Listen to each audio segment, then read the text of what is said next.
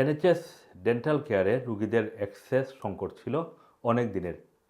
Dental রোগীরা দিনের পর দিন অপেক্ষা করেও কাঙ্ক্ষিত ট্রিটমেন্ট পাচ্ছিল না।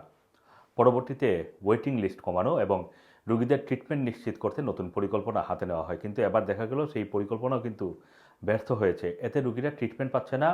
ব্রিটিশ সরকারের ব্যয় পর্যবেক্ষণকারী সংস্থা এসব তথ্য দিয়ে সতর্ক করেছে।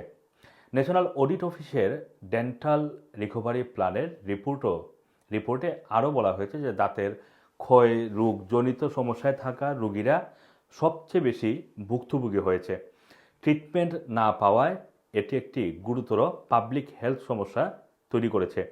এই বছর ইংল্যান্ডে অতিরিক্ত 15 লক্ষ ট্রিটমেন্ট প্রদানের একটি প্রতিশ্রুতি নিয়ে এনএইচএস কাজ শুরু করেছে, কিন্তু ডেন্টিস্ট সংখ্যা হ্রাসের কারণে সিস্টেমটি বিশৃঙ্খলার মধ্যে রয়েছে।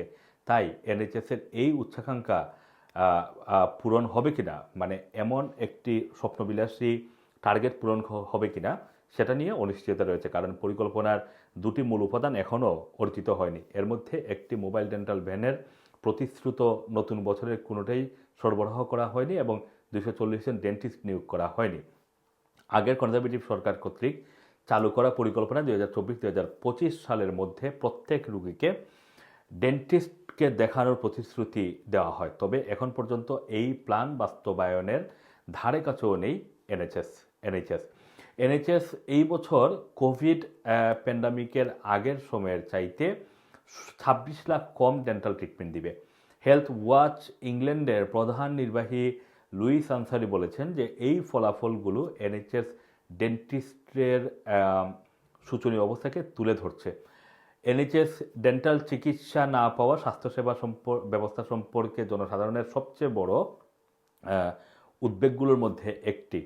এখনও প্রায় 13 মিলিয়ন মানুষ তাদের ডেন্টাল ট্রিটমেন্টের জন্য অপেক্ষায় রয়েছেন।